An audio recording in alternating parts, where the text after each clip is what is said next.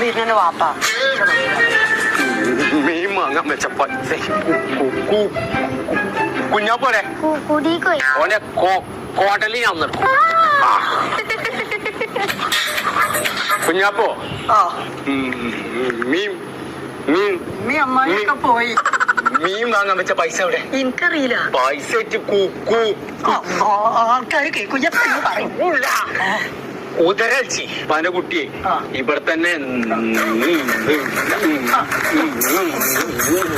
അതല്ല അപ്പ വരും.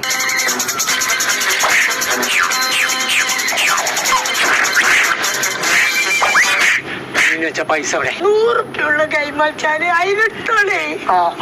എവിടെയാണിത്?